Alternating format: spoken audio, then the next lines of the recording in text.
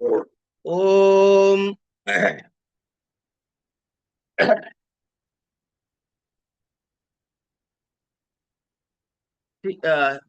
శిక్షావళి కాదు, ఇప్పుడు ఏంటి చదువుకుంటున్నావు? శిశుపాల వధ. శిశుపాల వధలో అర్జునుడు మాట్లాడుతున్నాడు కదా. ఉద్ధవుడు. ఆ ప్రజ్ఞ గురించి చెప్తున్నాడు. ఎందుకంటే అర్థం మాట్లాడుతున్నాడు అర్జునుడా కదా, చెప్పండి చాలు. గురువు గారు మేము వెళ్ళొట్టుగానే ఉన్నామండి. సరే, ఉద్ధవుడు మాట్లాడుతున్నాడు. నిన్నేం చెప్పాడు? ఏదో చెప్పాడు, నిన్న కొంత చెప్పాడండి. ఏం చెప్పాడంటే ప్రజ్ఞతో పాటు ఏం కావాలన్నాడు? ప్రజ్ఞ ఇంకా ఉత్సాహంతో పాటు ప్రజ్ఞ కూడా కావాలన్నాడు. ఉత్సాహంతో పాటు ప్రజ్ఞ కూడా కావాలన్నాడు. ఆయన ఏం చెప్పాడు? ఉత్సాహం ఉంటే సరిపోతుంది అన్నాడు. ఈయన ప్రజ్ఞ కూడా కావాలి అన్నాడు. మరి ఎందుకయ్యా ప్రజ్ఞ నాకు అర్థం కాకపోతేను, ఉత్సాహం ఉంటే సరిపోదు కొట్టేద్దాంపా అని చెప్పి ఆయన బలరాముడు అనొచ్చుగా. అనే అవకాశం ఉందా లేదా? ఉంది. ఉంది కాబట్టి ఈయన ఏం చేస్తున్నాడు? అసలు ప్రజ్ఞ లేకపోతే ఏమవుతుంది, ప్రజ్ఞ ఉంటే ఏమవుతుంది? ప్రజ్ఞ ఉంటే ఏంటి లాభము, ప్రజ్ఞ లేకపోతే ఏంటి నష్టం? ఈ రెండిట్లో ఉన్న తేడా ఏమిటి? దానివల్ల మనకు కలిగే లాభ నష్టాలు ఏమిటి? ఇది చెప్పడానికి స్టార్ట్ చేస్తున్నాడు ఇప్పుడు ఉద్ధవుడు. అంటే ఇక్కడ మీరు ఉద్ధవుడిని పట్టుకోవాల్సిన విషయం ఏంటి అంటే, అవతల వాడు అడగబోయే ప్రశ్నకు కూడా వాడు అడగకుండానే సమాధానం చెబుతున్నాడని గమనించండి. అంతే కదమ్మా.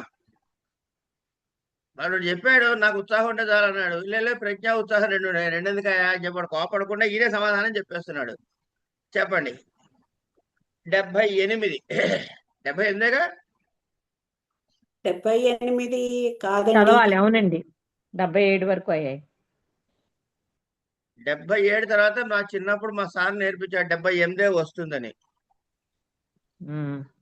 చెప్పండి. స్పృశంతి శరవత్తీక్ష్ణ స్తోకమంతర్విశంతి చ బహుస్పృశా విస్థూలేన స్థీయతే బహిరశ్మవత్. ఎవరైనా చదవాలి, నాకు తెలియదు, నేను తప్పు చదువుకుంటా. పర్ఫెక్ట్. స్పృశంతి శారవత్. శాకి దీర్ఘం లేదేమో చూడండి ఒకసారి. శరవత్. స్పృశంతి శరవత్ తీక్ష్ణ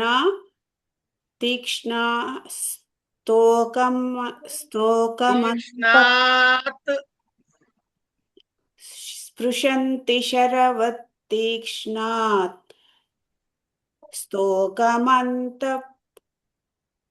స్తోకమంతర్విశంతి చ. స్తోకః అక్కడ స్తోకః ఉంది, తీక్ష్ణాః అని విసర్గ ఉంది. తీక్ష్ణాః స్తోకం. స్తోకమంత విశంతి చ. బహుస్పృశాపి స్థూలేన స్థీయతే బహిరశ్మవత్.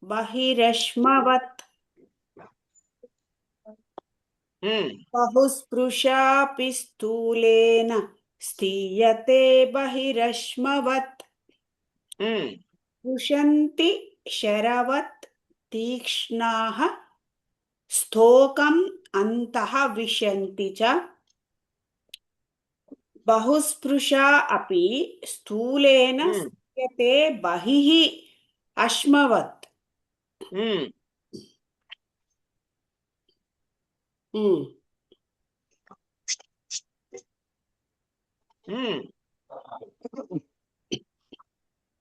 చెప్పాలండి?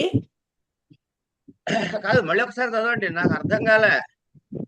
స్పృశంతి శరవత్ తీక్ష్ణ. మీరు అట్లా కదమ్మా, మీరు ఏది చదువుతున్నారో అది విని దాన్ని నేను అర్థం చేసుకుని నాకు అర్థమైన 10 పైసల్లో మీకు 3 పైసలు చెప్పాలి కనుక మళ్ళీ చదవడం సరే. స్పృశంతి శరవత్ తీక్ష్ణాః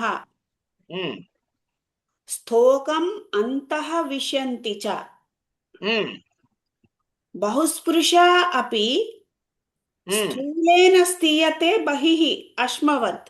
ఉమ్. ఇక్కడ స్పృశ శబ్దం ఎన్నిసార్లు వచ్చింది? 2 సార్లు వస్తుంది. వచ్చింది. అంటే 2 రకాలైన విషయాలు ముట్టుకోవడం గురించి మాట్లాడుతున్నాడు. మాట్లాడుతున్నారు. ఉమ్. స్తోక, స్తోకం అంటే కొంచెము. ఉమ్, స్పృశంతి ఎవరు? స్తోకవత్, స్తోకం. స్తోకం అంటే కొంచెమైనా. ఎట్లా? శరవత్. శరము అంటే బాణం ముల్లమ్మ, బాణము ములికి. ఉమ్, ఇప్పుడు ఎవడైనా ఓ బాణం వేశాడు అనుకోండి, బాణం ఇంత పొడుగుంటుంది కదా, కాస్త ఇంత బాణం ఇంత పొడుగుంటుందా ఉండదా? ఉంటుంది. ఉంటుంది. కానీ వాడికి వెళ్ళి తాకి బాణం ఇలా తాకుతుందా, లేకపోతే ఆ ముల్లెలు గుచ్చుకుంటుందా? ఆ ముళ్ళు మాత్రమే గుచ్చుకుంటుంది. అంటే ముళ్ళు చాలా పెద్దగా ఉంటుంది, చాలా సన్నగా కొద్దిగా ఉంటుందా? చిన్నగా కొద్దిగా ఉంటుంది. అది లోపలికి వెళ్తుందా, బయట పడిపోతుందా తగిలి వాడికి? తగిలి బయటే పడిపోతుంది. బాణం బాణం కొంచెం లోపలికి వెళ్తుంది, మొత్తం ఏమి వెళ్ళదు. లోపలికి గుచ్చుకుని లోపలికి వెళ్తుందా, వెళ్ళదా? వెళ్తుంది. ఆ స్పృశంతి శరవత్ తీక్ష్ణాః. ఉమ్, తీక్ష్ణ అంటే బాగా తెలివైన వాడు, చురుకైన వాడు, విచక్షణ కలిగిన వాడు, ఆలోచన శక్తి ఉన్నవాడు, ప్రజ్ఞ ఉన్నవాడు. వాడు ఏం చేస్తాడు? దీనికి ప్రజ్ఞ ఉందా బాణం ముళ్ళుకి, అందుకని ఏం చేస్తోంది? చాలా చిన్నదే అయినా గుచ్చుకుని లోపలికి పోతుంది. గట్టిగా బాణం వేస్తే ఇటు నుంచి అటు దిగుతుంది కూడా ఉమ్, అవును. కదా. అంచేత శరవత్ తీక్ష్ణాః, తీక్ష్ణాః శరవత్ స్పృశంతి స్తోకం అంతర్విశంతి చ. అంటే ఏంటి? కొద్దిగానే వాడికి తగిలిన లోపల దాకా జొరబడిపోతారు. రెండో వెరైటీ చెప్తున్నాడు. మరి ఇప్పుడు రెండు చెప్పాలి కదా, ఉన్నదానికి ప్రజ్ఞ, ఉన్నదానికి లేని దానికి. రెండో వెరైటీ ఏమిటి? బహుస్పృశా విస్తూలేన. పైన ఏంటది? శరవత్ కొంచెమే. కనుక దాని వలె, అంటే బాణం ముళ్ళు వలె. రెండోది ఏమిటి? అశ్మవత్. అశ్మవత్ గుండ్రాయి అనుకోండి, ఓ రాయి. ఇప్పుడు బాణం సన్నగా ఉన్నది శరీరానికి తగిలితే ఇటు నుంచి ఇటు వస్తుంది. అదే రాయి ఇంతలా ఉంది, ఇలా తగిలితే కనీసం లోపలికి వెళ్తుందా? పడిపోతుంది. లోపలికి వెళ్తుందా లేదా చెప్పండి చాలు. వెళ్ళట్లే. ఎంత పెద్దగా ఉన్నా బయటే ఉంటుంది. అవును, అది ఎట్లా ఉంది సైజు? ఇప్పుడు రెండు చూడండి, పెద్దగా. శరవత్తు అశ్మవత్తు. శర లక్షణం ఏమిటి? స్తోకం. స్తోకము తీక్ష్ణత రెండు ఉన్నాయి అక్కడ. ఏమండి? అల్పమైనది, తీక్ష్ణమైనది. ఉమ్, మరి వీడి పరి అశ్మవతి ఏమిటి? స్తోకానికి ఆపోజిట్ ఏమిటి? స్థూలం. స్థూలత్వం. స్థూలం. స్థూలత్వం. స్థూలైన అంటే బుద్ధి లేని వాడికని కూడా అర్థం వస్తుంది ఇక్కడ. ఏమండి? కనుక పైన పైన ఏమన్నాడు? తీక్ష్ణ అన్నాడు. తీక్ష్ణ అంటే శరానికి పనికొస్తుంది, బుద్ధి ఉన్నవాడికి పనికొస్తుంది. దానికి ఆపోజిట్ ఏమిటి? స్థూలేన అంటే ఏమిటి? బాగా పెద్దగా, సైజులో పెద్దగా ఉన్నంత మాత్రాన్ని గుమ్మిడికాయలాగా సరిపోదు, దానికి ఏం లేదు. కనుక తీక్ష్ణకి స్థూలేన. స్తోకానికి ఏమిటి? బహు స్థీయతే. బహుస్పృశావపి.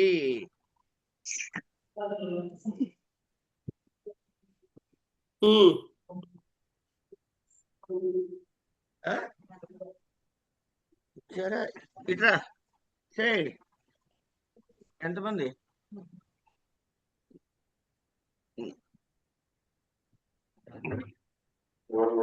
ఏమండి? బహుస్పృశావి. వెళ్ళి గట్టిగా తగిలింది అనుకుందాం కాసేపు, అయినా ఏమిటవుతుంది? ఏమీ కాదు, లోపలికి ప్రవేశించలేదు. బహిరేవ స్థీయతే, బయటే ఉంటుంది. కనుక బుద్ధి కుశలుడైన వాడు కార్యాన్ని సాధించటానికి చొచ్చుకుపోతాడు రా నాయనా. బుద్ధి లేని వాడు ఎంత పెద్ద ఇదున్నా సరే వాడు ఆ కార్యానికి బయటే వేళ్లాడతాడు కానీ లోపలికి పోలేడు అని నెమ్మదిగా చెప్పాడు పాపం. తర్వాత ఏమంటాడు? నేను చదువుతాను. ఆరభేల్పమేవాజ్ఞాః ఆరభంతేల్పమేవాజ్ఞాః కామం వ్యగ్రా భవంతి చ మహారంభాః కృత. మనీషా గారు ఆ, ఇంకోటి ఎవరైనా చదవమనండి. మీరు బాగా చదువుతున్నారు, ఇంక మీరు చదవక్కర్లే, మీకు చదవడం వచ్చేసింది. సత్యనారాయణ గారు చదువుతారా మీరు? శ్రీనివాస్ గారు కానీ కొత్త వాళ్ళు కొంచెం నోరు తిరుగుతాను అంతే, ఇంకేం లే. ఎవరు చదివినా ఒకటే మనకు. కానీ ఎవరైనా చదవాలి.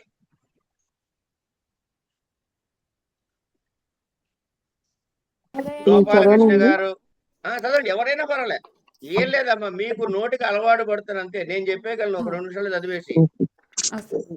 ఆరభంతేల్పమేవాజ్ఞాః కామం వ్యగ్రా భవంతి చ మహారంభాః కృతధ్యః కాదు కృతధియః మహారంభాః కృతధియః తిష్టంతి చ నిరాకులాః. బాగుంది.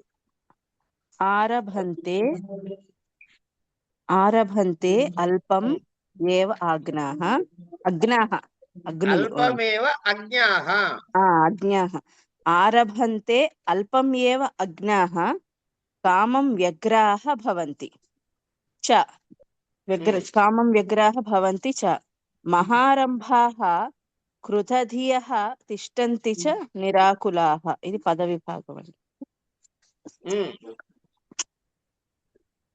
చెప్పనా అండి? మీనింగ్ చెప్పాలండి? మళ్ళొక్కసారి చదవండి, నోటుకొచ్చేటట్టు. ఆరభంతేల్పమేవాజ్ఞాః కామం వ్యగ్రా భవంతి చ మహారంభాః కృతధియః తిష్టంతి చ నిరాకులాః. ఆరభంతే అల్పం ఏవ అజ్ఞాః కామం వ్యగ్రాః భవంతి చ మహారంభాః కృతధియః తిష్టంతి చ నిరాకులాః. అన్వయం చదువుతానండి. అజ్ఞాః అల్పం ఏవ ఒక్క నిమిషం. అజ్ఞాః అజ్ఞాః కాదు, జ్ఞానం అజ్ఞాః అల్పం ఏవ ఆరభంతే కామం వ్యగ్రాః చ భవంతి కృతధియః మహారంభాః నిరాకులాః చ తిష్టంతి. ఇప్పుడు ఇక్కడ ఇద్దరు గురించి చెప్పాలి కదా. ఒకటి ప్రజ్ఞ ఉంటే ఏమిటి, లేకపోతే అనేది కాంబినేషన్ కదా వాడు చెబుతున్నాడు. ఏమ్మా వెంపటి మాధురి గారు, గురువు గారు మీరేగా చదివింది ఇప్పుడు? అవునండి. అదే మీ గొంతేనే అని అనుకున్నా, జస్ట్ వెరిఫికేషన్. నా గొంతు కొంచెం మీరే కదా అని అనుకున్నా నేను. మీరే చదువుతున్నారు అనుకుని అడుగుతున్నా. నేనే చదివాను. ఇంతకీ మీ అమ్మాయి విందా వీడియోలు? అమ్మాయి కదండి, అబ్బాయి విన్నాడు. అబ్బాయి విన్నాడా లేదా? విన్నాడండి. కాపీ కొట్టడం నేర్చుకున్నాడా లేదా? నేర్చుకుంటాడు. సరే, మీకు నచ్చిందా కాపీ కొట్టే పద్ధతి? బాగుందండి, నేను కూడా అదే ఫాలో అయిపోతాను. Very good. మొహమాటానికి బాగుందని చెప్పండి, బాగాలేతే మొహమాటం లేకుండా బాగాలేదని లేదండి. లేదు, ఇంట్రెస్టింగ్ గా ఉంది. మహోదయ నేను కూడా ఫాలో అవుతున్నానండి, ఇందు మాధవి. అవునా? Very good. ఇద్దరు అజ్ఞాః ఒకడు, ఇది ఒక వెరైటీ వాడు. రెండో వెరైటీ వాడు ఎవడు? రెండో వెరైటీ వాడు మహారంభాః. కాదు, మహారంభాః కాదు, కృతధియః. బుద్ధి ఉన్నవాడు. ఒకడు అజ్ఞుడు కనుక అజ్ఞుడికి ఆపోజిట్ విజ్ఞుడు. దానికి దగ్గర పదం ఏముంది? కృతధియః. దానికి దగ్గర పదం కృతధియః. ఓకే, కనుక వీడిని వాడిని కంపేర్ చేస్తున్నాం. ఇప్పుడు అజ్ఞుడు ఏం చేస్తారట? అజ్ఞాః బుద్ధి లేని వాళ్ళు, తక్కువ మంద బుద్ధులు ఏం చేస్తారట? అల్పమేవా ఆరభంతే. అంటే ఏవో పిచ్చి పిచ్చి పనులు మాత్రమే చేస్తూ ఉంటారు. ఇంకా ఏం చేస్తారట? అల్పమేవ ఆరభంతే కామం వ్యగ్రాభవంతి చ. రెండో పని ఉంది వాడికి. ఒకటి, తడబడుతూ ఉంటారు. వాడు చేసేదేమో చిన్న చిన్న పనికిరాని పనులు, దాంతో పాటు వ్యగ్రాహ అంటే కంగారు పడిపోతూ కూడా ఉంటారు వాళ్ళు. వాళ్ళ క్వాలిటీ అది. తడబడుతుంటారు. ఇక రెండో వాడు ఉన్నాడు, కృతధీయ అంటే మంచి బుద్ధి గలవాళ్ళు. వాడి బుద్ధి చక్కగా సెట్ చేసుకున్నవాడు. వాడేం చేస్తాడట? మహారంభాహ చాలా మంచి మంచి గొప్ప గొప్ప పనులే ప్రారంభిస్తారు. చేశాడు కదా, వీడు చిన్న పనికేమో కంగారు పడి కింద మీద పడుతుంటే వీడు ఎంత గొప్ప పని ప్రారంభం చేసినా నిరాకులాహ తిష్టంతి. ఆకులము అంటే వ్యగ్రత, ఇట్లా కింద ఊగిసలాట. నిరాకులహ. ఇప్పుడు మనం చదివేటప్పుడు ఒక్కసారి గమనించండి, ఇదన్నీ మా చంద్రశేఖర్ గురువు గారు పెట్టిన భిక్ష. ఈ పదాలు ఇట్లా చదవటము అన్నది ఆయన ఎన్నిసార్లు చెప్పేవారు. నిరాకులహ అంటే నిరాకులహ అని చదివితే నీకేమర్థం అవుతాయా? ఏమర్థం? నిరాకులహ అని చదువు, నిరాకులహ అని చదువు, అర్థమవుతుంది. విడిపోట్ల పదాలు అనేవారు. అట్లా వాళ్ళంతే ఆ మహానుభావులు. అట్లా దానిలోనే ఉండి, దానిలోనే మనసు, జీవితము, ఊపిరి అన్ని అదే కాబట్టి వాళ్ళు అలా దర్శించారు అవన్నీ. సరే, నిరాకులహ తిష్టంతి. ఎంత పెద్ద పనైనా సరే వాడి కంగారేం పడకుండా హాయిగా చేసుకుంటూ పోతాడు. సో ఈ రెండు క్వాలిటీస్ లో నువ్వు ఏ క్వాలిటీలోకి వెళ్దాం అనుకుంటున్నావయ్యా అని ఎవడైనా మన అడిగారు అనుకోండి, ఏం తీసుకుంటాం? గొప్ప పని చేసేవాడు. ఏం తీసుకుంటాం? పెద్ద తీసుకొని కూడా కూల్ గా ఉండడం, దాన్నే మనం ప్రిఫర్ చేస్తాం. అంటే ప్రజ్ఞ ఉండాలి. ప్రజ్ఞ లేనివాడు ఏం చేస్తాడు? ఏవో చిన్న చిత్తగా పనులు చేసుకుంటూ ఎలా రా నాయన అని కంగారు పడిపోతూ అన్నోటిస్డ్. కనుక ప్రజ్ఞ యొక్క ఇంపార్టెన్స్ ఇది అనే విషయాన్ని అక్కడ బోధపరిచాడు. తర్వాత ఇంకా వేరే ఎవరైనా చదవండి సార్. 90. ఉపాయమాస్థితస్యాపి నశ్యత్యత్తా ప్రమాద్యతః అంతి నోపశయస్తో అపి క్షయాలు మృగాన్. ఉపాయం అస్థితస్తస్య అపి నశ్యతి అర్థా ప్రమాద్యతః అంతి న ఉపశయస్తతః అపి శయాలు మృగాన్.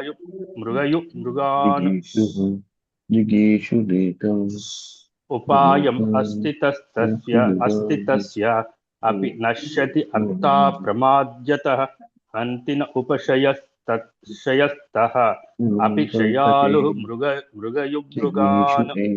శ్రీనివాస్ గారు మ్యూట్ లో ఉంటారా?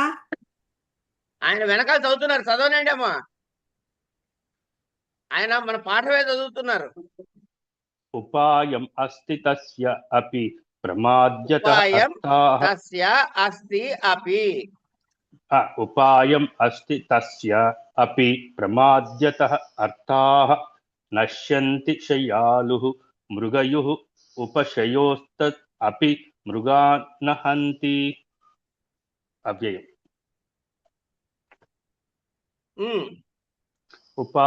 ఉపాయం అస్తి తస్య అపి నశ్యతి అర్థాః ప్రమాద్యతః హంతి న ఉపశయస్తః అపి శయాలుః మృగయుః మృగాన్. ఓకే. ఉపాయం అస్తి, వాడికి తెలివి ఉంది, ఉపాయం ఉంది, ఎలా పనిచేయాలో అనే ఉపాయం అస్తి. ఏమండి? ఉపాయం అస్థితస్య అపి, ఉన్నటువంటి వాడైనప్పటికీ ప్రమాద్యతః, ప్రమాదము అంటే ఆపద కాదు,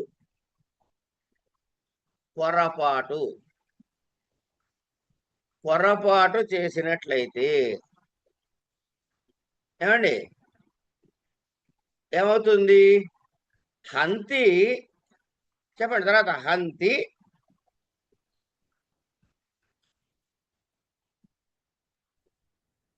నా రెండో హంతి వాక్యతో అండి. నా హంతి. మళ్ళీ ఒకసారి పైన ఉపాయమాస్తి తస్యాపి ప్రమాద్యతః నశ్యంతి నశ్యంతి అర్థాః. అది అర్థ అంటే మనం ఏదైతే పరమ ప్రయోజనం దాన్ని ఏమంటారు, చతుర్విధ పురుషార్థములు అంటాం. అర్థం అంటే అక్కడ ఏమిటి? మన జన్మకి పరమ ప్రయోజనములు ఏమిటి అని. కనుక అర్థం అంటే ఏంటి? ప్రయోజనం అని అర్థం చెప్పుకుంటాం. ప్రయోజనాలు కూడా నశిస్తాయి. ఎవడికి?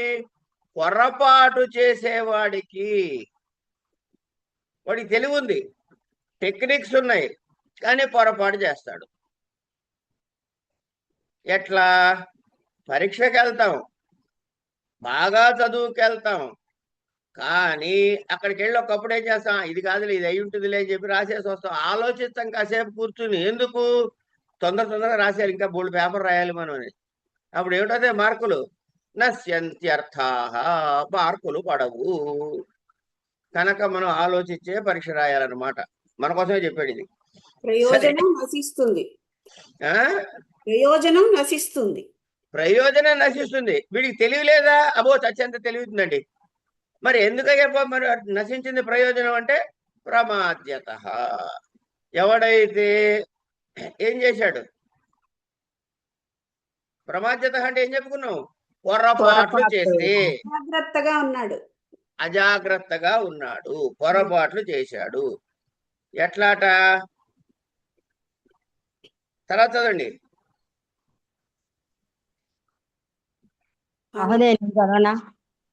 చదవండి, నెక్స్ట్ లైన్ చదవండి. హంతి ఆయనే గోపాలకృష్ణ గారే చదవాలి, పూర్తి చేయాలి. రెండో లైన్ చదవాలి ఇంకా మనం. అంతిన ఉపశయస్తః అపి శయాలుః మృగయుః మృగాన్.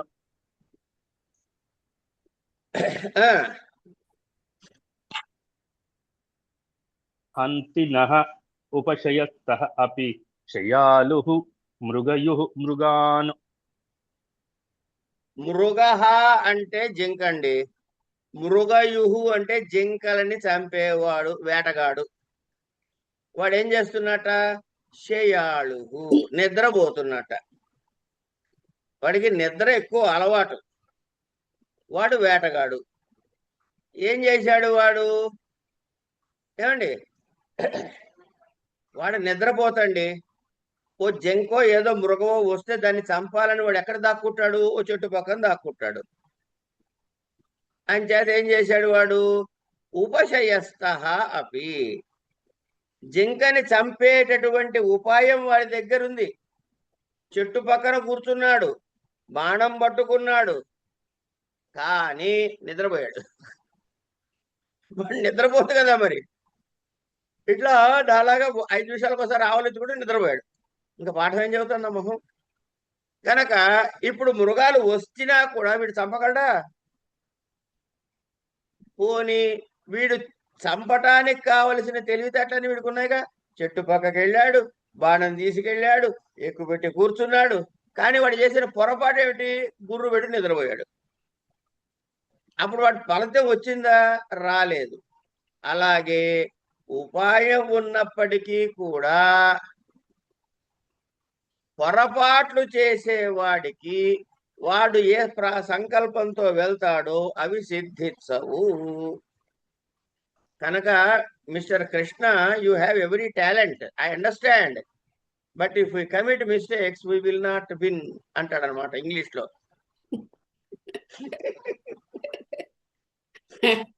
అందుకని శిశుపాలుడిని చంపాలా, ధర్మరాజు రాజసూయానికి వెళ్ళాలా, ఈ 2 ముక్కల్లో ఒక్క ముక్కని ఇంకా ముట్టుకోలే ఉద్ధవుడు. కానీ వాడు చెప్పినవన్నీ తప్పు అని చెప్పడానికే కూర్చున్నాడు ఆయన అక్కడ. అయిపోయింది. నెక్స్ట్ చదవండి అమ్మా ఎవరైనా. గారు ఇప్పుడు ప్రజ్ఞాశక్తి అన్నా ప్రభుశక్తి అన్నా ఒకటేనా? 2 ఒకటే.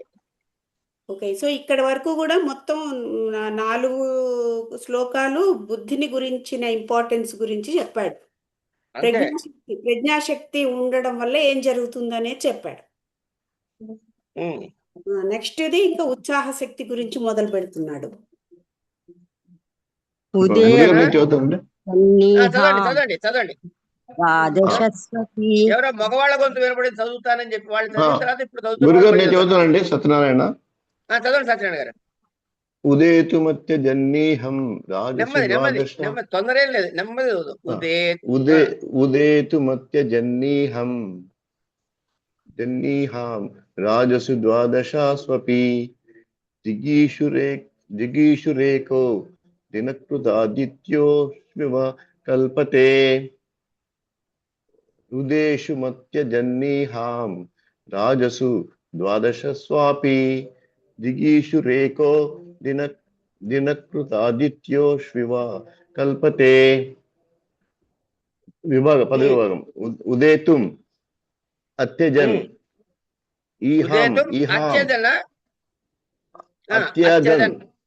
అత్యజన్ ఈహాం రాజసు ద్వాదశసు అపి జిగీషుః ఏకః దినకృత్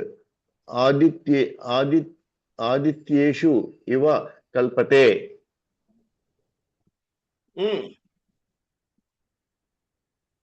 ఏం లేదండి, ఇక్కడ ముందు రాజును పట్టుకోండి. ఏమండి, ఈ రాజ శబ్దంతో సూర్యుడు అనే అర్థం ఉంది, చంద్రుడు అనే అర్థం ఉంది, రాజు అనే అర్థం ఉంది. ఏమండి, ఇట్లా అనేకమైన అర్థాలు ఉన్నాయి రాజశబ్దానికి. వెలుగు అనే అర్థం ఉంది. సరే, ఇవన్నీ పక్కకు పెడితే ఉదేతుం అత్యజన్ ఈహాం రాజసు ద్వాదశస్వపి జిగీషః ఏకః దినకృత్ ఆదిత్యేష్వివ కల్పతే. ఏం లేదండి, సూర్యుడు ఎంతమంది అండి మనకు తెలిసి? 12. ద్వాదశాదిత్యులు. ఏమండి, ఈ రాజసు ద్వాదశస్వపి 12 మంది సూర్యులలో కూడా ఒకడున్నట. ఎవడు? జిగీషు. జిగీషు ఏక పక్కన పెట్టండి. దినకృత్ అంటే గనక పగటిని చేయువాడు. అంటే వాడు ఏం చేయాలి? పగలు చేయాలంటే, చీకటి పోయి పగలు రావాలంటే ఏం చేయాలి? వాడు ఉదయించాలి కదా. ఉదేతుం ఉదయించటానికి మిగతా 11 మంది లాగా మీరు ఎప్పుడైనా చూసారా? మిగతా 11 మంది సూర్యుల్ని పేర్లు తెలియటం వరకే అంతే. కనుక వాళ్ళందరూ అరే ఉదయించండి రా నాయనలారంటే ఆ తర్వాత చూద్దాలి అని పడుకున్నారట. ఈయనొక్కడు మాత్రం ఉదయించాలి, వెలుతురు తేవాలి అనే దాన్ని వదిలిపెట్టకుండా ఉదేతుం అత్యజన్ ఈహాం తన ఉత్సాహాన్ని అస్సలు విడిచిపెట్టకుండా ఏం చేస్తున్నట్ట? దినకృత్ ఇత్యం వాడి పైకి ఉదయిస్తూనే ఉన్నాడు. దానికి కల్పతే, దానికి సామర్థ్యము కలిగి ఉన్నాడు. ఎందుకున్నాడయ్యా సామర్థ్యం కలిగి? 12 మందిలో ఒకడు కదా అంటే వీడు ఒక్కడే తన ఉత్సాహాన్ని పోనీయకుండా ఉద్ధరింపబడటానికి మన ఉదయించటానికి కావలసిన శక్తిని, కోరికని విడిచిపెట్టకుండా అది పొందేందుకు సమర్థత కలిగి ఉంటున్నాడు. దినకృత్ లాగా. దివాకరుడు, దినకరుడు. ఇక్కడ దినకరుడే వాడాలి, భాస్కరుడు వాడకూడదు. మళ్ళీ భాస్కరుడు అంటే ప్రకాశమునిచ్చువాడు, ఇక్కడ ఉదయించేవాడు కావాలి మనకి. కనుక శబ్దాన్ని ఏది వాడుకోవాలో అదే వాడుకున్నాడు. సరే, కనుక 12 మంది ఉన్నారు ఆదిత్యులు, కానీ ఒక్కడికే ఉత్సాహాన్ని విడిచిపెట్టలే. ఏవైనా సరే నేను ఉదయించి తీరాల్సిందే అనే పట్టుదలతో ఉన్నాడు కాబట్టి అది సాధించగలిగాడు. అలాగే జిగీషు ఏకః ఎవడైతే జయించాలి అనే బలమైన కోరిక ఉన్నవాడు ఉంటాడో ఆ ఒక్కడే ఎట్లా? దినకృతివా ఈ సూర్యుల్లాగా ఈ సూర్యుడిలాగా వాడి ఉత్సాహాన్ని విడిచిపెట్టకుండా ఉదయతు అంటే కనుక ఉదయించటం, ఉదయించుట అనన్నా లేకపోతే వృద్ధి పొందుట అనే భావం చెప్పుకుంటే ఆ వృద్ధి పొందటము అనే దానికి సమర్థత కలిగిన వాడు అవుతాడు. కల్పతే కనుక నాయన 12 మంది సూర్యుడు ఉన్నారు, ఎందుకు ఒరే ఇంట్లో 10 మంది పిల్లలు ఉన్నారా, వాడు ఒక్కడేరా ఏది చెబితే అది చేస్తాడు అని మనకు అంటుంటారు కదా ఇంట్లో కూడా. వాడికి ఎందుకు అంటున్నానంటే వాడు ఉత్సాహాన్ని విడిచిపెట్టట్లేదు కాబట్టి. నెక్స్ట్ అంటే ముందునేమో ప్రజ్ఞ యొక్క ఇంపార్టెన్స్, ఇప్పుడు ఉత్సాహం యొక్క ఇంపార్టెన్స్. అంతే. బుద్ధిశస్త్రః ప్రకృత్యంగో ఘన సంవృతి కంచుకః చారణక్షారే క్షణో దూతముఖః పురుషః కోపి పార్థివః. ఇక్కడ ఒక్క చిన్న విషయం చెప్పాలండి.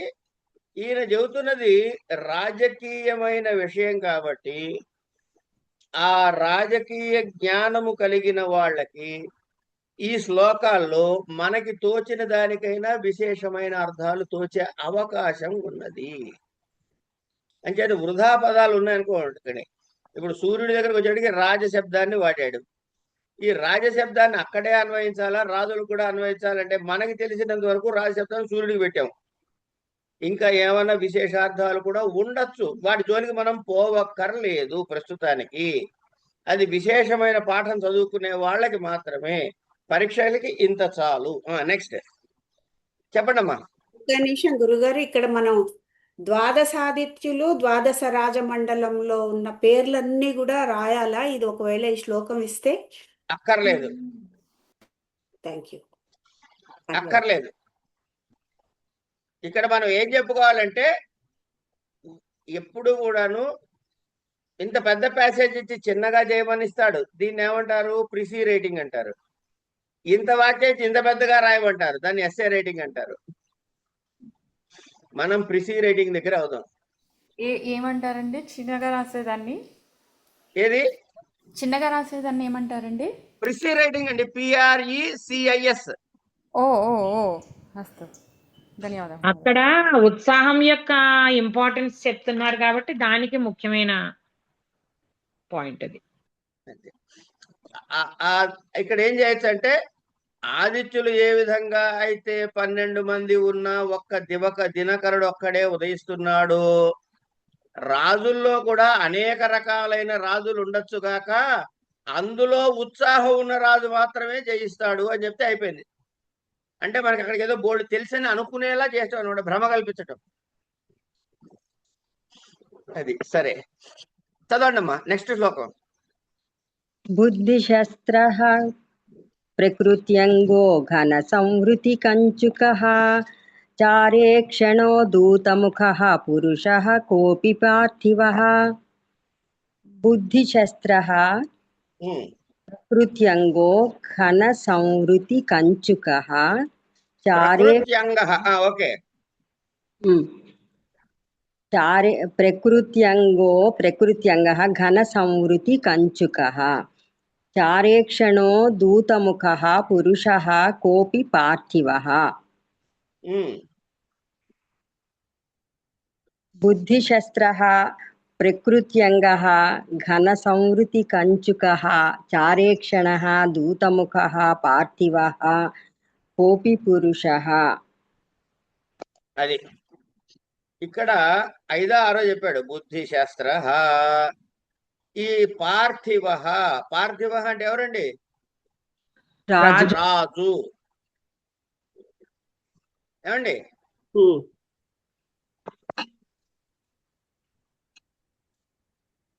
వాడు ఏటో తట పురుష కోపి. ఈ రాజు ఒక్కడే కొంచెం విశేషమైన వాడు అవుతాడు. ఎలాంటి రాజు? అన్ని రాజుల్లా కాదు, ఈ రాజుకుండే లక్షణాలని చెబుతున్నాడు. ఫస్ట్ రాజుకి ఏం కావాలి? బలం ఉండాలి, అస్త్రశస్త్రాలు ఉండాలి. రాజు యొక్క శస్త్రాలు ఏమిట? బుద్ధి. బుద్ధి.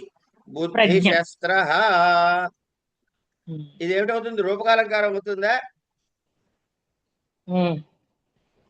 అంతే కదా. ముఖ చంద్రమా అంటే రూపకాలంకారమేగా. కనుక రూపకాలంకారమేనా? అంతే. అవునండి. మీరు గుర్తుపెట్టుకోండి, నేను కావాలని తప్పులు కూడా చెప్పచ్చు, తెలియక కూడా బోల్డ్ తప్పులు చెప్పచ్చు. నేను చెబుతున్నా కాబట్టి తెలియక తప్పు చెప్పినా కావాలని చెప్పాను చదువుపోయేందుకు నాకు అవకాశం ఉంటుంది, మీకు ఉండదండో. ఈ పరీక్ష మీరు రాయాలి. ఉమ్. ఈ అలంకారాలతో మాకు పెద్ద టచ్ లేదు సార్. పర్వాలేదు, కోవిదాలు వస్తాయి. కోవిద ఎందుకండి, 4th సెమిస్టర్ లో ఉతికి ఆరేస్తాం మిమ్మల్ని అలంకారాల్లో. అవునా? 50 అలంకారాలు చదవాలి, 1 కాదు 2 కాదు.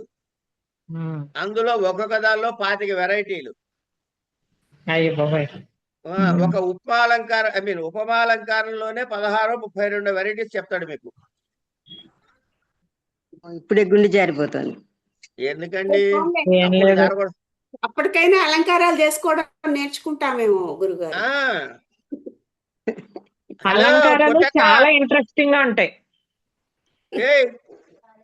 నిద్ర లేచావా? వచ్చింది అది ఇక్కడే ఉందా, అది ఇంటికి వెళ్ళలేదా? ఇలాంటి గురుగారు ఒకసారి చూపించండి. ఇట్రావే పొట్టి, ఇట్రా, నిన్ను పిలుస్తున్నారు వీళ్ళు. ఇక్కడ రా, ఇట్రా. కక్క వెళ్ళావా?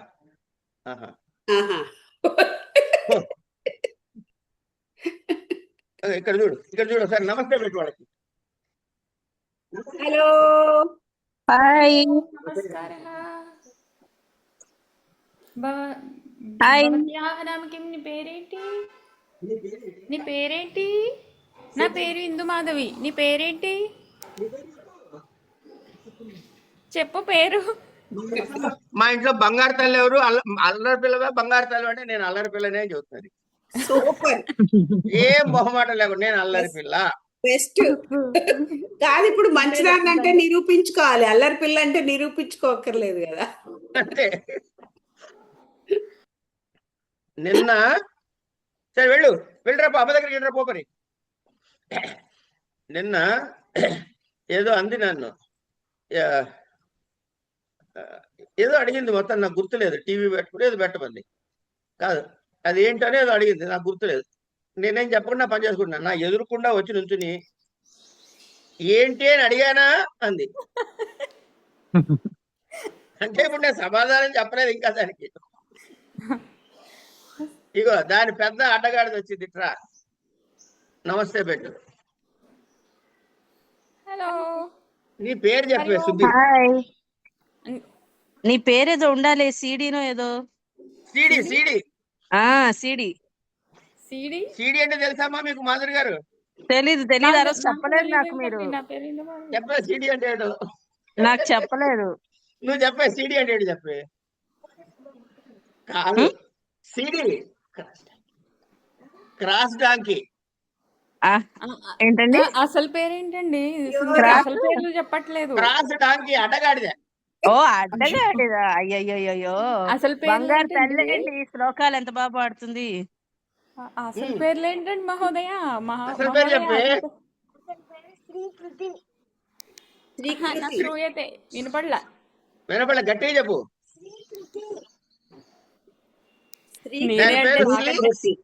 దాని పేరు శ్రీకృతి. శ్రీకృతి. అస్తు మహోదయ. శ్రీకృతి. రా పలకట్లేదు. అయ్యో, ఇంటికి వెళ్ళావా లేదా? చిన్నామ పేరేంటండి? చిన్నామ పేరేంటి? దాని పేరు శ్రీ విద్య. శ్రీ విద్య, శ్రీకృతి.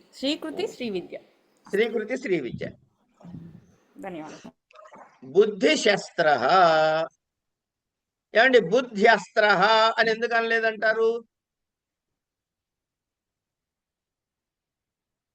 అస్త్రం అంటే మంత్రంతో కూడింది, శస్త్రం అంటే కేవలం ఆయుధం, ఇన్స్ట్రుమెంట్. ఆయుధం ఒకటే కనుక మంత్రపూతమైనది అస్త్రం. అంటే అక్కడ వేయటానికి శక్తి మంత్రం. అందుకే రాముడు దర్భపుల పీకి దాని మీద బ్రహ్మాస్త్రాన్ని మంత్రిస్తే కూడా కాకి ముల్లోకాలు తిరిగి రావాల్సి వచ్చింది. అర్థమైందండి? కనుక ఆ సంకల్పంతో నీళ్లు విడిచిపెట్టినా దాని శక్తి దాందే. సరే, అది పక్కకు పెడితే అందుకని శస్త్రం అనే వాడాడు. ఇంతకీ ఈ రాజు యొక్క గొప్పవాడైనటువంటి విలక్షణుడైనటువంటి రాజుకి ఉండేటటువంటి శస్త్ర బలం ఏమిట్రా నాయన అంటే బుద్ధి. ఈ బుద్ధి ఎవరి దగ్గర ఉంటుంది? వీడి దగ్గరే ఉంటుంది, పక్కవాడి దగ్గర. తర్వాత ప్రకృత్యంగ.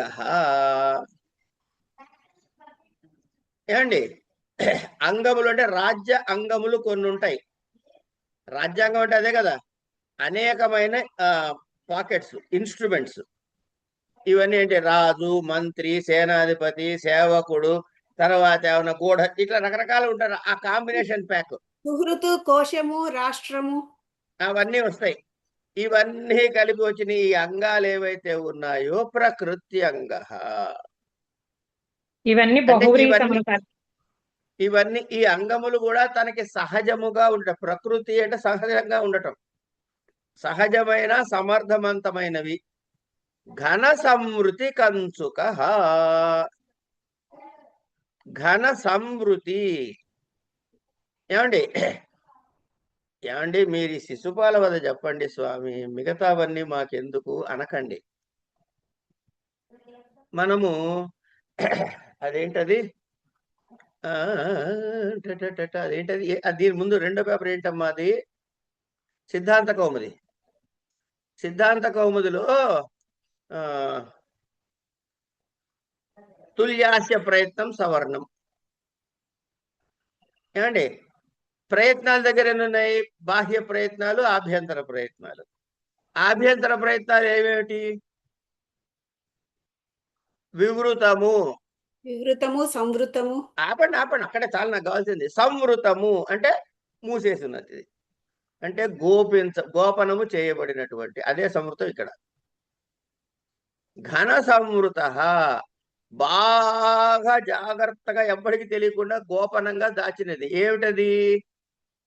ఘన సంవృతి కంచుక. ఏదైనా రహస్యాలు ఉన్నట్లయితే చాలా దట్టమైన బలమైన కవచం ఏమిట్రా? కంచుక అంటే కవచం ఏమిట్రా నాయన వీడికి అంటే మంత్రాంగమును గోపనముగా దాచిపెట్టుట, 10 మందికి చెప్పకపోవుట. దుర్భేద్యమైన. చారేక్షణ అంటే గూఢచారులనే కన్నులుగా కలవాడు. అందుకే రాజుకు పేరేంటి అంటే చారచక్షు అంటారు. కళ్ళు ఏమిటో రాజుకి ఏం చూస్తాడు? ఎక్కడ చూస్తాడంటే చారుల యొక్క కళ్ళతోటే ప్రపంచాన్ని చూస్తాడు, తన రాజ్యాన్ని చూస్తాడు. లేదా ఎక్కడికి పోతాడు? మొత్తం రాజ్యంతో తిరుగుతుంటాడు గుర్రం వేసుకుని పొద్దున్న సాయం దాకా. కనుక వాళ్ళు నలుగురు చూసి వచ్చి చెప్పిన దాన్ని బట్టి చెప్పింది చెప్పినాడు, నమ్మకుండా బుద్ధిని వాడుతూ. అందుకే బుద్ధి శాస్త్ర. అది చారేక్షణ. దూత ముఖ అంచేత ఈయన ఏదైనా కమ్యూనికేట్ ఎవరికైనా చేయాలంటే దూత ద్వారా కమ్యూనికేట్ చేసేటటువంటి వాడు, ఈ లక్షణాలు ఉన్నటువంటి వాడు గురించి మనకి చెబుతున్నాడు. ఎలా ప్రమాద పడకూడదు అంటే ఈ ఏరియాస్ అన్ని కూడా మనం ప్రమాద పడకూడని ఏరియాస్. ఇవన్నిట్లో కూడా చాలా జాగ్రత్తగా ఉండాలి. ఏమండి, ఇప్పుడు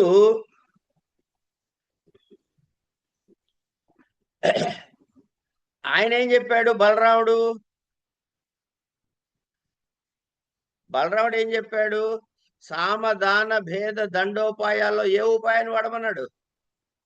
దండోపాయం. మనం వాళ్ళకి, ఎందుకంటే వాడు రుణశేషం రణశేషం ఉండకూడదు, అవన్నీ చెప్పుకుంటూ వస్తూ దండోపాయాన్ని మించిన ఉపాయం లేదని చెప్తాడు అక్కడ. ఇగో దాన్ని కౌంటర్ చేస్తున్నాడు ఇప్పుడు ఈయన ఇక్కడ.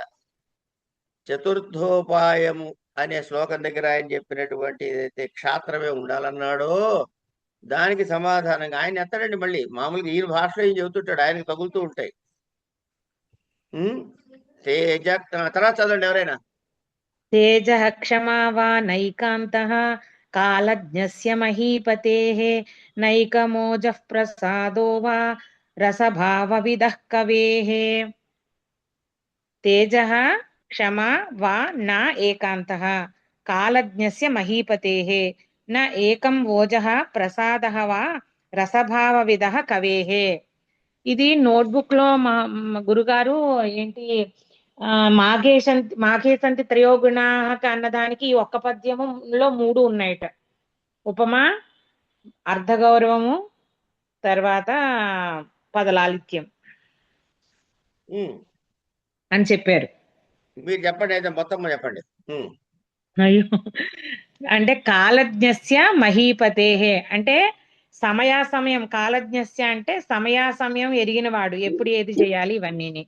మహీపతేహే అంటే రాజుకి, తేజ అంటే క్షాత్రం అంటే పరాక్రమము, శౌర్యము, ఇది ఒక్కటే కాకుండా క్షమావా లేకపోతే క్షమ ఒక్కటే, క్షమించేయడమే ఎల్లప్పుడూను అన్నది కాకుండా, ఏకాంత అంటే ఒక్కటే నియమము నా లేదు, రసభావ విధ అంటే నవరసాలని తెలిసిన కవి ఎవరైతే ఉన్నారో అన్నీ కూడా శృంగారము, శౌర్యము, శృంగారము, వీరరసము, ఇవన్నీ ఉన్నాయి కదా, నవరసాలు, శాంతము, భీభత్సము, ఇవన్నీ తెలిసిన ఈ భావాలన్నీ తెలిసిన కవేహే కవికి, ఏకం అంటే ఎక్కడన్నా ఒకటే, ఓజ అంటే ప్రౌఢ కవిత్వం అంటే సమాసాలు, సంధులు బాగా రాసి చాలా గంభీరమైన కవిత్వం చేయడం కానీ, ఏకహ అదొక్కటే కానీ, లేకపోతే ప్రసాద సరళంగా, మృదుమధురంగా, ఈ లలితంగా ఇలాగా ప్రసాద గుణం ఒక్కటే చూపిస్తూ అలా దానిని కానీ నా ఆశ్రయించాల్సిన అవసరం లేదు. అంటే ఇక్కడ ఏం చెప్తున్నారంటే, రాజు క్షాత్రము ఉండాలి, క్షమ కూడా ఉండాలి. ఆ సమయాలు తెలిసి ఎప్పుడు ఏది ఉపయోగించాలో అలా ఉపయోగించాలి. ఎలా అంటే నవరసాలు తెలిసిన కవి అక్కడ సందర్భానుసారంగా నవరసాల్లో అక్కడ ఏది సూట్ అవుతుంది, ఏది అక్కడ ఫిట్ అవుతుంది అన్న దానిని చూసి, ఎలా అయితే ప్రౌఢ కవిత్వం కానీ లేకపోతే సరళ కవిత్వం కానీ రాస్తారో, ఆశ్రయిస్తారో, అలాగా రాజులు కూడా రెండిటిలో ఏదో ఒకటి సమయాన్ని బట్టి ఆశ్రయించవచ్చు అని చెప్తున్నారు. కాకపోతే తెలిసి ఉండాలి, రెండు కూడా, క్షాత్రము ఉండాలి, క్షమ కూడా ఉండాలి. తెలిసి ఉంటేనే కదా ఏది ఎప్పుడు వాడాలో తెలిసేది. అవును. ఇక్కడ ఓజో గుణం అంటే ప్రౌఢ కవిత్వం అండి. ఓజో గుణం అండి. ఇప్పుడు ధారుని రాజ్య సంపద మదంబు నకోమల్లి కృష్ణ దూచి రంభోరు నిచోరు దేశమునను. ఎట్లా ఉంది ఆ పద్యం నడక?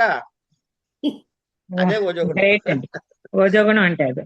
ప్రసాద గుణం అంటే సరళం, సరళముగా అంటే సుకుమార రచన. జగమెవ్వని లోపల నుండు లీనమై ఎవ్వని ఎందుడిందు పరమేశ్వరుడెవ్వడు మూల కారణం బెవ్వడనాది మధ్యలయుడెవ్వడు సర్వము తానయైన వాడెవ్వడు వాని ఆత్మభవు ఈశ్వరునే శరణంబు వేడెదన్. నాటకాల్లో లాగా పాడారు. నాటకాలు మనం చూసేవాళ్ళం చూడండి, అంటే మేమైతే ఇక్కడ చూసానులేండి, దాంట్లో ఎలా అయితే పాడతారో అలా పాడారండి. ఏం లేదమ్మా, పద్యంలో పద విభాగం, పద్యం చదువుతూ మళ్ళీ మా గురుగారే లెక్క. జై కేశరాజ్ సార్, చంద్రశేఖర్ మహోదయ్. ఒకటే, నువ్వు చదువుతున్నప్పుడే అవతల వాడికి నీకు అర్థం కావాలయ్యా, మళ్ళీ విడగొట్టి చెప్పకూడదు అనేవారు. ఇప్పుడు ప్రౌఢ కవిత్వం అంటే అప్పుడు ఆయన్ని వర్ణించడానికి, బలరాముణ్ణి వర్ణించడానికి తతస్తపత్నా అని చెప్పి సమాసాలతోటి వాటన్నిటితోటి రాశారు కదా, అదే ఓజో గుణం అన్నమాట. ప్రౌఢ కవిత్వం, ప్రౌఢ ప్రబంధ కవిత్వం అని అంటారు. చాలా అంటే ఏం లేదమ్మా, పదభూయిష్టమై సమాసాలు, శబ్దాలంకారాలు, అర్ధాలంకారాలు, సమాసాలు, సంధులు వీటన్నిటితో కలిపేసి అదేంటది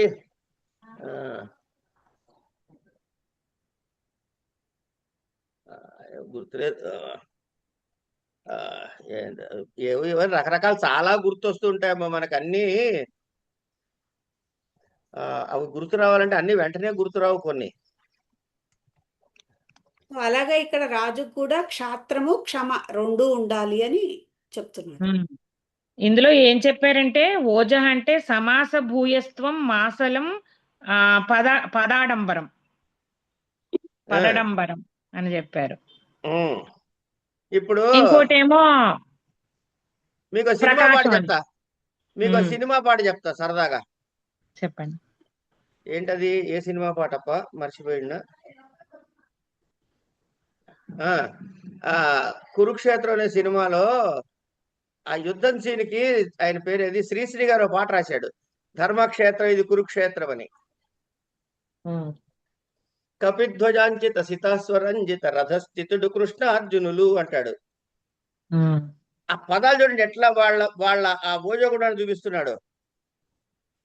గ్రీష్మాదిత్యుడు భీష్మాచారుడు తాళ పతాక విరాజితుడు అంటాడు.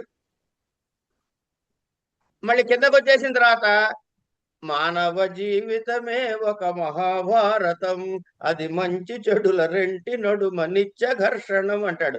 ఈ రెండిట్లో మీకు వినేటప్పుడు ఏది బలంగా వినపడింది, ఏది హాయిగా వినపడింది? ఫస్ట్ ఇది ప్రౌఢంగా ఉంది, కిందది సుకుమారంగా. ఈ రెండే డిఫరెన్స్ ఓజో గుణానికి ప్రసాద గుణానికి. కాళిదాస్ గారి కవితల్లో చాలా మటుకు ప్రసాద గుణం ఉంటుంది అని పెద్దలు చెబుతారు.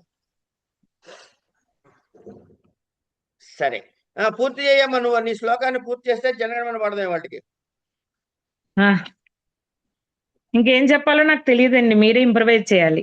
నాకు తెలీదు, మీరు ఏం చెబితే అది వింటమే వాళ్ళు. మేము అదే అయిపోయింది కదా. అట్లా కాదు, 3 ఉన్నాయి అన్నారు. ఆ 3 గుణాలు మాకే సంతి త్రయో గుణ, ఇందులోంచి మాకు దర్శింపజేయండి. అదా, ఓకే.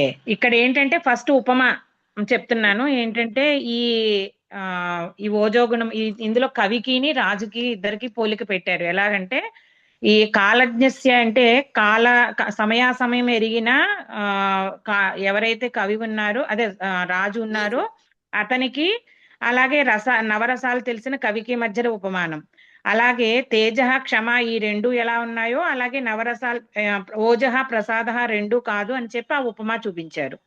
రెండోది ఏంటంటే అర్ధగౌరవం. ఇక్కడ ఏంటంటే మనకి అర్ధగౌరవంలో ఏంటంటే ఈ ఓజో గుణము వీటన్నిటిలో ఈ కాలజ్ఞస్య మహీపతే అంటే ఆ ఒక్క పదము కాలజ్ఞస్య మహాపద అన్న ఒక్క పదం తీసుకుంటే సమయాసమయములు ఎరిగిన కవి అని చెప్పి అక్కడ ఒకటి వస్తుంది. అదే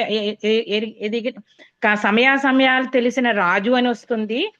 అలాగే రసభావ విధ అని అంటే నవరసాలని, శృంగారాది నవరసాలని ఎరిగిన కవి అని వస్తుంది.